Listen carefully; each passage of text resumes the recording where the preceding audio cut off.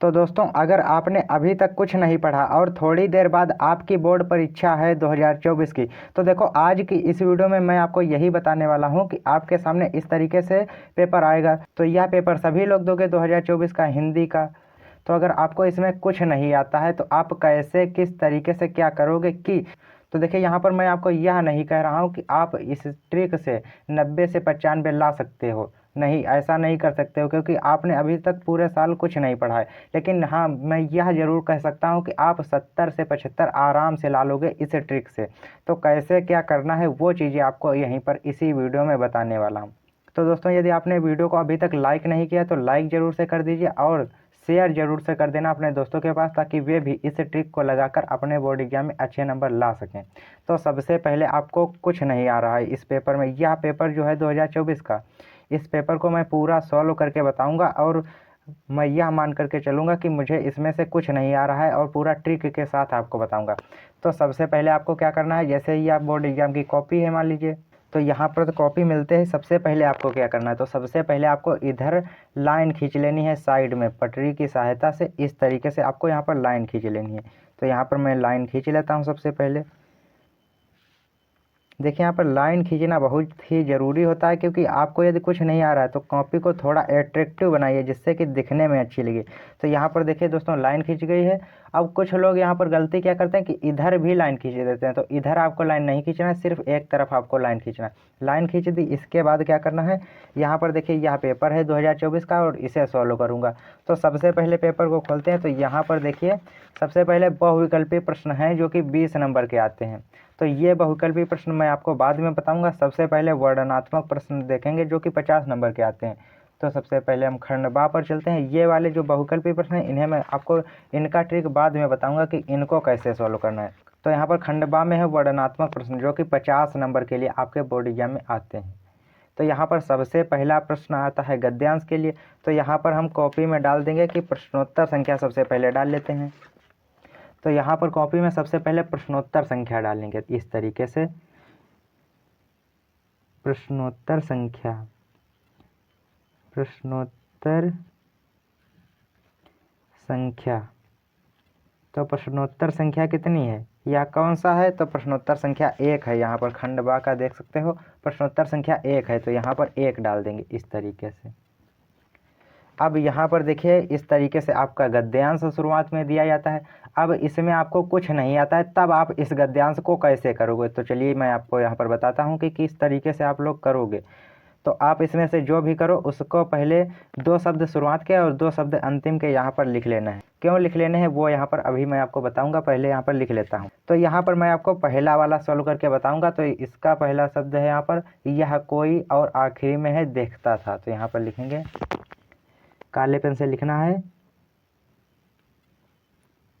यह कोई बात, इतना लिख लेना। इसके बाद आखिरी के और देखता था, और देखता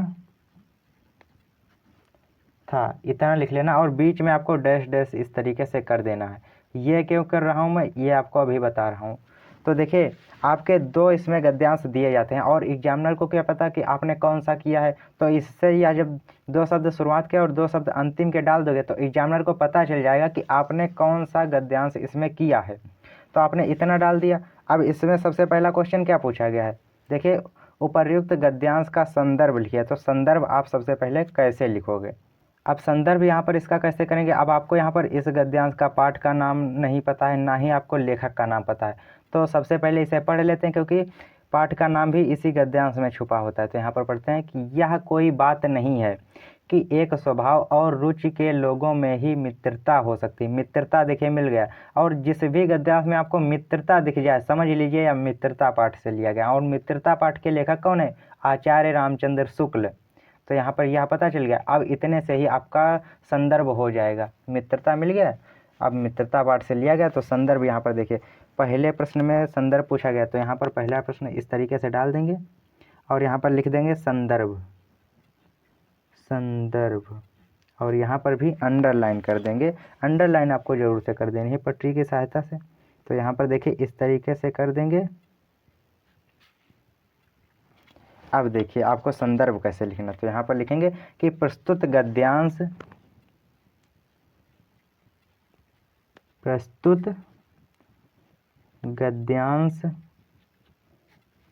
हमारी पाठ्यपुस्तक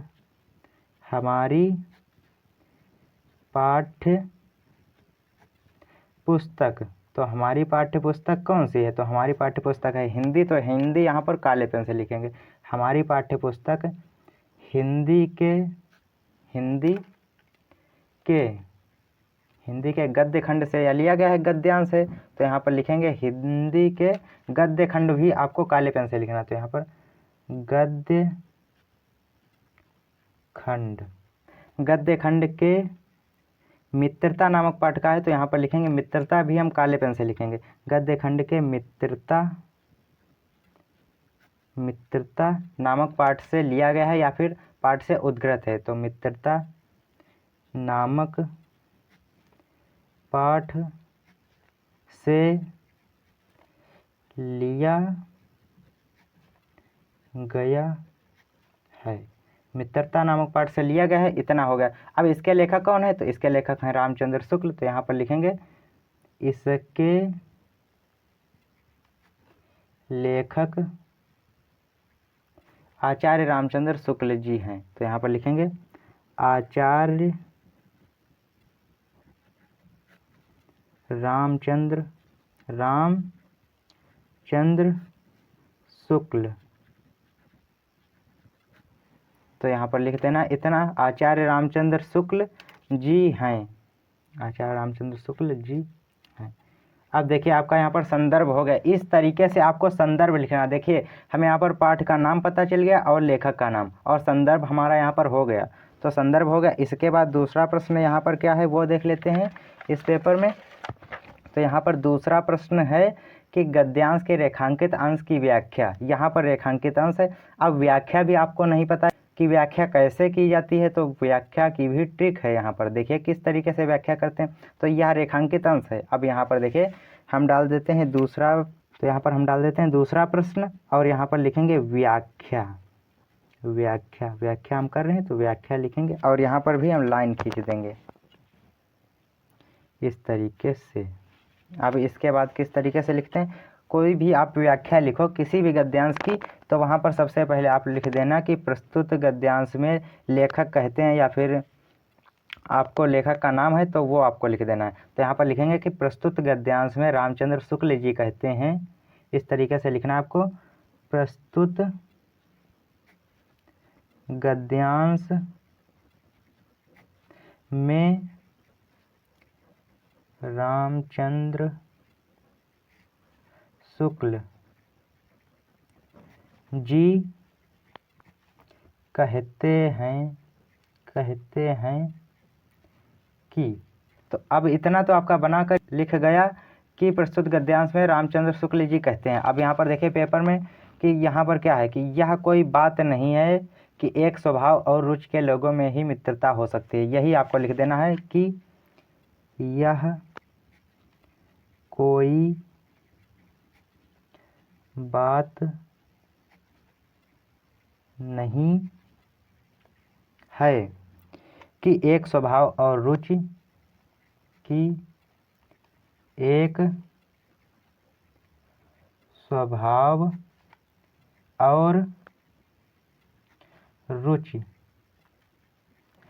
स्वभाव और रुचि के लोगों में ही मित्रता हो सकती है। रुचि के लोगों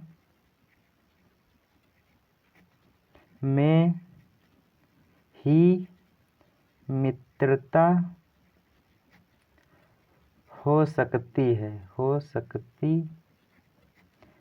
इस तरीके से दोस्तों आपको व्याख्या लिखनी है। अब आपको कुछ नहीं पता तो आप इसमें की लाइनिंग भले ही इस तरीके से लिख दें, पूरा उतार दें, लेकिन आपको पेज खाली नहीं छोड़ना, आपको कॉपी खाली नहीं छोड़नी है। आप इस तरीके से लिख दोगे तब भी आपको नंबर मिल जाएंगे इसमें।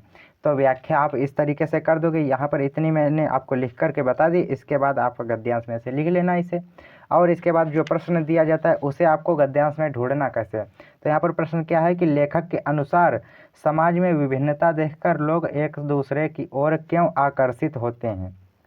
तो यहाँ पर देखिए विभिन्नता शब्द आपको थोड़ा इम्पोर्टेंट लग रहा है, तो इसमें आपको विभिन्नता ढूंढना है। यहाँ पर देखिए समाज में विभिन्नता यहाँ पर प्रश्न में है, और यहाँ पर देखिए गद्यांश में भी है समाज में विभिन्नता। तो यहाँ से आप अपने उत्तर की शुरुआत करेंगे कि समाज में विभिन्नता देखकर लोग एक दूसरे की ओर आकर्षित होते हैं। और यहाँ पर पूछा भी गया है कि लेखक के अनुसार समाज में विभिन्नता देखकर लोग एक दूसरे की ओर क्यों आकर्षित होते हैं। तो क्यों आकर्षित होते हैं, तो वो देखिए यहाँ पर कि जो गुण हम में नहीं है, हम चाहते हैं कि कोई ऐसा मित्र मिले जिसमें वे गुण हों। चिंताशील मनुष्य प्रफुल्लित चित्त का साथ ढूंढता है, निर्बल बली का और धीर उत्साही का। तो इतना आपको उत्तर लिख देना है यहाँ से यहाँ तक। तो इस तरीके से इसका उत्तर भी होगा। तो यहाँ से आपके 6 नंबर पूरे हो गए, 6 नहीं तो 5 नंबर तो आपके कहीं नहीं जाएंगे। तो यह हो गया गद्यांश, इस तरीके से हल करोगे। अब इसके बाद पद्यांश आता है, वो आप कैसे करोगे। तो यहाँ पर देखिए पद्यांश भी आपका 6 नंबर के लिए आता है। तो यहाँ पर नीचे दिया गया है प्रश्न नंबर 2 में कि दिए गए पद्यांश पर आधारित 3 प्रश्नों का उत्तर दीजिए। तो यहाँ पर प्रश्नों के उत्तर देने हैं आपको इस पद्यांश में भी।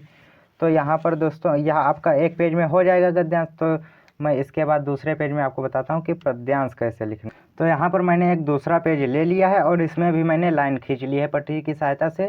तो आपको भी इसी तरीके से लाइन खींच लेनी है और यहाँ पर देखते हैं कि पद्यांश आपको कैसे हल करना है। दिए गए पद्यांश पर आधारित 3 प्रश्नों के उत्तर दीजिए।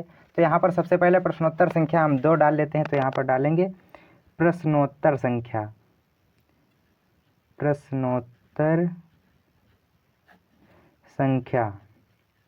प्रश्नोत्तर संख्या कितनी यहाँ पर डालेंगे, तो प्रश्नोत्तर संख्या 2 इस तरीके से। अब इसमें से पद्यांश हम पढ़ते हैं पहले। तो पद्यांश है यहाँ पर कि चरण कमल बंदव हरिराई जाकी कृपा पंगु गिरि लंघ है, और आगे का आगे पेज में है। तो यहाँ पर है कि अंधे को सब कुछ दर्शाई बहिरव सुनय गूंग पुनि बोले रंक चले सिर छत्र धराई सूरदास स्वामी करुणा में बार बार बंदव ती पाई। तो सूरदास आपको यहाँ पर मिल गया। तो इसी से आपको पता चल गया कि यह पद्यांश सूरदास द्वारा रचित है। तो यहाँ पर सबसे पहले आपका पद्यांश का संदर्भ लिखना। तो संदर्भ आपको इसी से लिख जाएगा। तो इसमें भी आपके अथवा में 2 दिए रहते हैं। तो यहाँ पर मैं आपको पहला करके बताने वाला हूँ। तो यहाँ पर देखिए सूरदास हमारा मिल गया है कवि का नाम। तो यहाँ पर देखिए किस तरीके से करते हैं।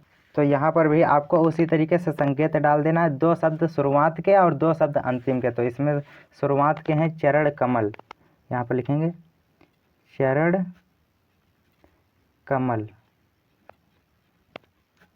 और आखिरी के यहाँ पर शब्द हैं बंदव तिहि पाई, बंदव तिहि पाई। इतना हो गया। अब इसको भी आपको डैश डैश कर देना है। इससे भी एग्जामिनर को यही पता चलता है कि आपने कौन सा पद्यांश किया है। इतना हो गया। अब सबसे पहले आप यहाँ पर नंबर डाल दोगे और इसमें भी इस तरीके से लिख दोगे आप संदर्भ। अब संदर्भ आपका किस तरीके से लिखना, संदर्भ आपको कुछ नहीं मालूम है इसमें, तो आप किस तरीके से लिखोगे यहाँ पर, तो वो मैं आपको बताता हूँ। आपको यहाँ पर कवि का नाम तो पता चल गया कि सूरदास हैं। तो यहाँ पर लिखेंगे कि प्रस्तुत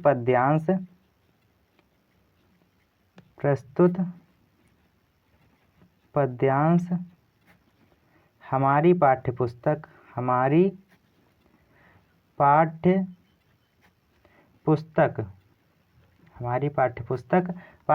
हमारी कौन है, तो यहाँ पर लिखेंगे पाठ्यपुस्तक हिंदी।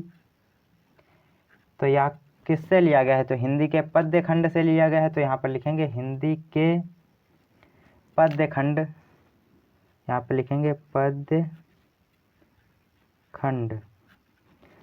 खंड के कौन से पाठ से लिया गया, तो यह है आपका पद नामक एक पाठ है पद्य खंड में, तो उसी से लिया गया है। तो यहाँ पर लिखेंगे पद नामक पाठ से लिया गया है, नामक पाठ से लिया गया है, इतना लिख देना। और इसके लेखक कौन है, तो इसके लेखक हैं सूरदास जी। तो यहाँ पर लिखेंगे इसके रचयिता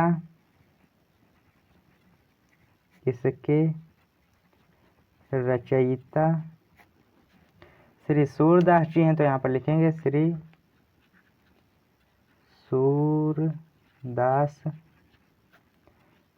सूरदास जी हैं, इस तरीके से दोस्तों आपका संदर्भ हो गया। देखिए इस पद्यांश का संदर्भ हो गया। अब इसके बाद इसमें दूसरा प्रश्न क्या दिया गया है वो यहाँ पर देखते हैं। तो दूसरा प्रश्न यहाँ पर है कि रेखांकित अंश की व्याख्या कीजिए। रेखांकित अंश यहाँ पर कितना है? बहिरों सुनय गूंग पुनि बोले रंक चले सिर छत्र धराई। इतना है आपका रेखांकित अंश। तो यहाँ पर हम व्याख्या डालेंगे दूसरे नंबर में इस तरीके से। दूसरा नंबर डालकर यहाँ पर व्याख्या लिख देंगे, व्याख्या इस तरीके से। यहाँ पर भी अंडरलाइन कर देंगे।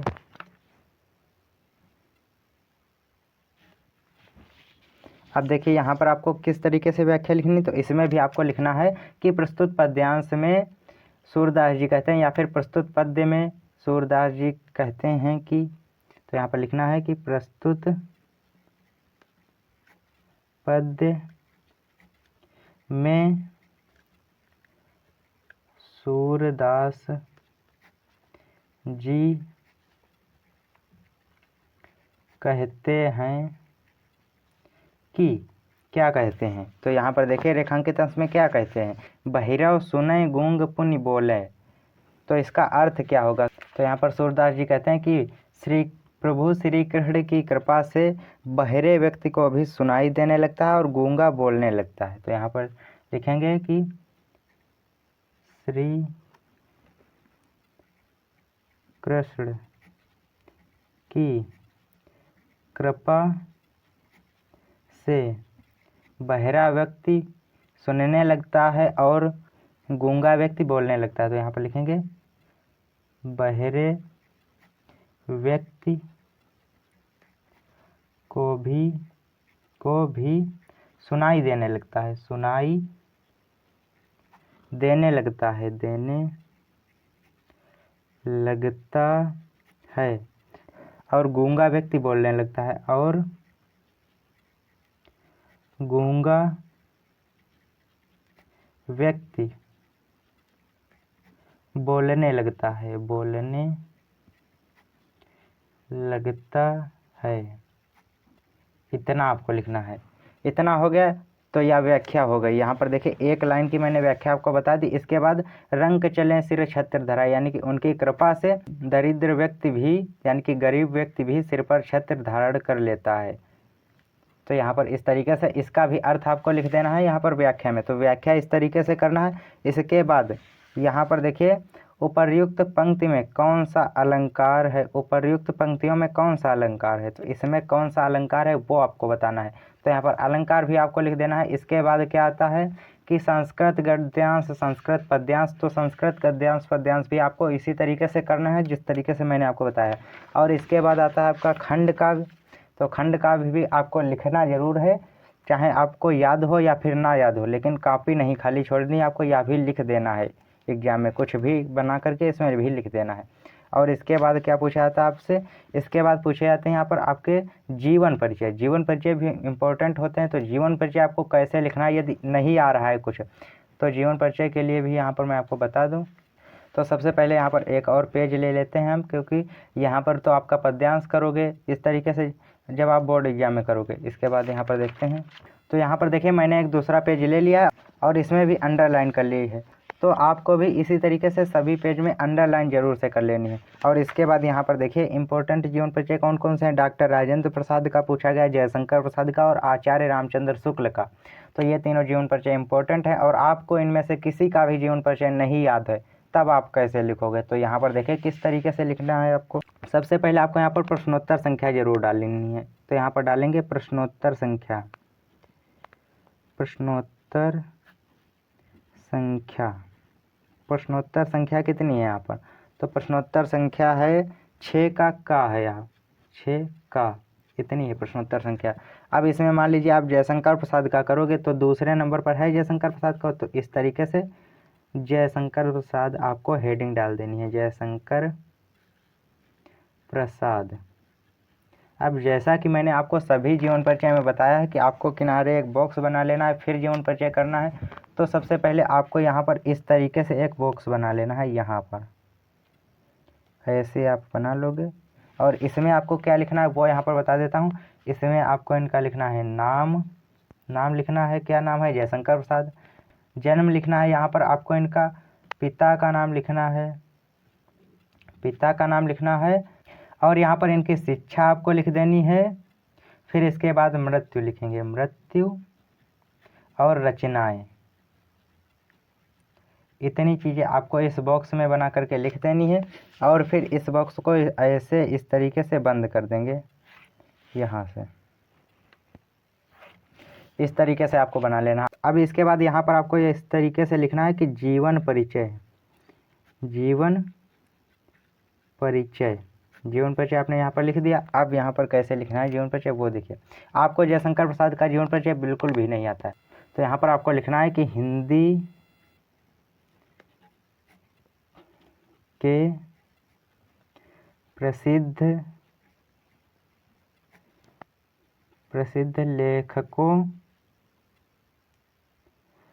लेखकों में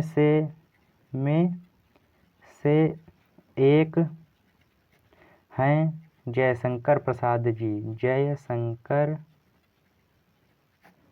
प्रसाद। इस तरीके से लिखना है। अब इसके बाद आपको लिखना है कि इनका हिंदी साहित्य में बहुत बड़ा योगदान रहा, बहुत बड़ा योगदान रहा। इस तरीके से दोस्तों आपको बना करके जीवन परिचय लिख देना और कॉपी खाली नहीं छोड़नी है, कुछ भी आपको लिख देना लेकिन पूरा पेज भरना है। इस तरीके से देखिए, इस तरीके से एग्जामिनर को भी नहीं पता चलेगा कि आपने गलत लिखा है। देखिए, हिंदी के प्रसिद्ध लेखकों में से एक हैं जयशंकर प्रसाद, इनका हिंदी साहित्य में बहुत बड़ा योगदान रहा। इस तरीके से आप और भी बना करके लिख देना। जयशंकर प्रसाद जी का जीवन परिचय इस तरीके से लिखोगे। तो दोस्तों इसी तरीके से आपको अपने बोर्ड एग्जाम में पेपर को सॉल्व करना है। अब देखें यहाँ पर बहुविकल्पी प्रश्नों को कैसे सॉल्व करना है। तो यहाँ पर ये हैं बहुविकल्पी प्रश्न। देखिए, बहुविकल्पी प्रश्नों में थोड़ी बहुत तो हेल्प आपकी मिल ही जाती है, लेकिन हेल्प नहीं मिलती है तब आप क्या करोगे। तो इसमें बहुविकल्पी प्रश्न में आपको तुक्का लगा देना है। किसी भी तरीके से आप यहाँ पर तुक्का लगाओगे तभी आपके 20 में से 7-8 आराम से सही हो जाएंगे। और नहीं तुक्का लगाते हो तो कोई भी एक ऑप्शन आपको पकड़ना है, ए पकड़ लो या फिर बी पकड़ लो या फिर सी या फिर डी, कोई भी एक ऑप्शन चुन लो और उसी पे 20 क्वेश्चन उसी पे टिक करते जाओ उसी पे, तब भी आपके 20 में से 7 आराम से सही हो जाएंगे। तो लगभग 30 नंबर का आपने वर्णनात्मक प्रश्न में कर लिया और यहाँ से आपके लगभग 10 नंबर, 8 से 10 नंबर क्लियर हो गए, तो 40 हो गए 30 स्कूल से। तो यहाँ पर 70 से 75 आपके आराम से आ जाएंगे। और यदि आप थोड़ा बहुत पढ़े हो तब तो आपके 80% आराम से आ जाएंगे, थोड़ा बहुत भी यदि आप पढ़े हो। तो दोस्तों यदि आप भी अभी तक कुछ नहीं पढ़े हैं तो आपको भी इसी तरीके से पेपर को हल करना है और आपको अच्छे नंबर एग्जाम में ज़रूर मिलेंगे। तो आई होप कि आप यह ट्रिक ज़रूर से समझ गए होंगे, बहुत ज़्यादा इम्पोर्टेंट है। यदि आपको कुछ नहीं आता है तो वीडियो आपको अच्छी लगी तो वीडियो को लाइक कर दीजिए और यदि चैनल पर नए हैं तो चैनल को भी सब्सक्राइब कर लीजिए और शेयर ज़रूर से कर देना अपने दोस्तों के पास, ताकि वे भी यदि उन्हें भी कुछ नहीं आता है तो वे भी इस ट्रिक को लगाकर 70 से 75% आराम से ला सकते हैं। तो चलिए मिलते हैं आपसे और किसी नेक्स्ट वीडियो में।